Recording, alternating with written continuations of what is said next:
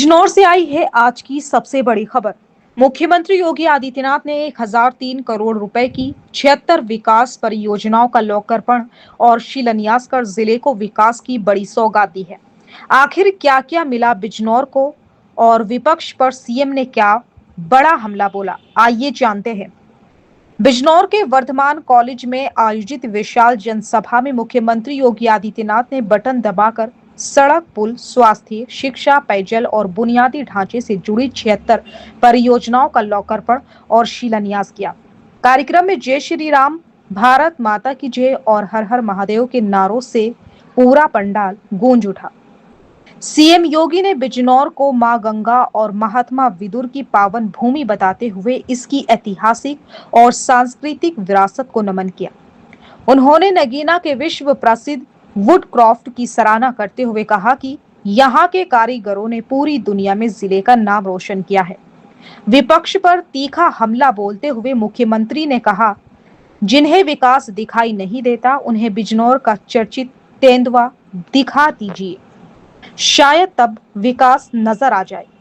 उन्होंने दावा किया कि 2017 के बाद कानून व्यवस्था मजबूत हुई और विकास ने रफ्तार पकड़ी।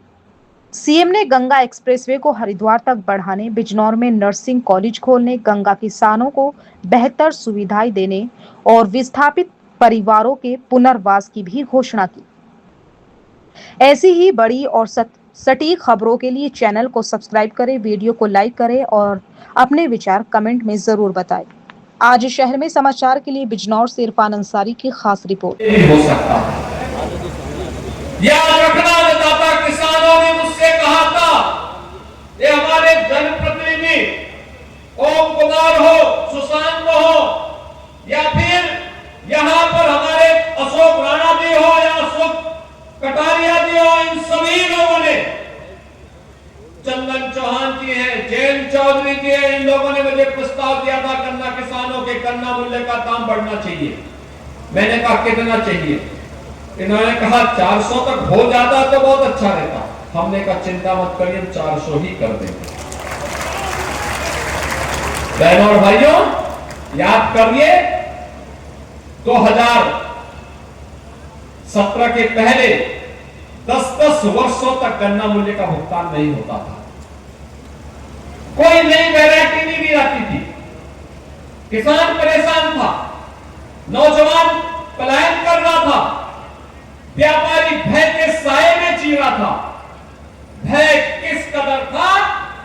2016 में देश की सबसे बड़ी इन्वेस्टिगेशन एजेंसी एनआईए के डिप्टी एसपी और उनकी पत्नी का भी यहां पर गोली मार करके, यहां के गुर्गे और माफियाओं ने गोली मार करके हत्या कर दी थी। ये अराजकता थी बिजनौर में। सामान्य नागरिकों की क्या हाल रहे होंगे। और आज मुझे अच्छा लगता है, कि हमने जो संकल्प लिया था, अपराधियों, जिन लोगों को दंगायुक्त, गुंडायुक्त, अपराध और माफिया से युक्त बिजनौर चाहिए था, ये वे बांटने वाले लोग हैं जिन्हें जिन्ना पसंद है। हमें जिन्ना नहीं, हमें गन्ना पसंद है। इसलिए गन्ना किसानों के गन्ना मूल्य का दाम भी बढ़ाया है, अपराध मुक्त भी किया है, कर्फ्यू मुक्त भी किया है, दंगा मुक्त भी किया है। और उसी दंगा मुक्त उत्तर प्रदेश की इस परिकल्पना का परिणाम है। पिछली सरकारें क्या करती थी?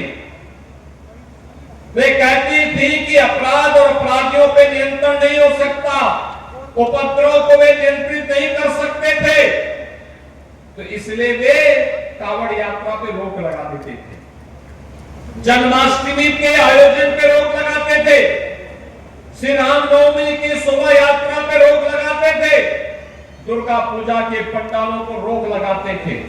लेकिन अब अपराध और अपराधियों पर नियंत्रण है, कर्फ्यू मुक्त, माफिया मुक्त और दंगा मुक्त उत्तर प्रदेश है, तो धूम धड़ाके के साथ अब कावड़ यात्रा निकल रही है, अब कोई रोक नहीं है।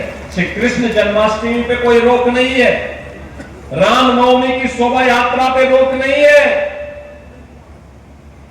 दुर्गा पूजा पंडालों पे कोई रोक नहीं है। धूम धड़ाके के साथ ये सभी कार्यक्रम हो रहे हैं। अब बेटी और व्यापारी की सुरक्षा में कोई सेंध नहीं लगा सकता और हमारा अन्नदाता किसान अपने खेत में जाने से अब डरता नहीं है। ये वह तस्वीर है जो आज के नए दौर में हम सबको देखने को मिल रहा है। कोई सोचता था बिजनौर में इतना विकास होगा और बिजनौर इस तेजी के साथ विकास के पथ पर अग्रसर होगा, लेकिन आज ये साकार हुआ है। उसको साकार रूप देने में हम सफल हुए हैं, इसलिए क्योंकि आपने यहां पर उस योग्य जनप्रतिनिधि चुन करके भेजे हैं।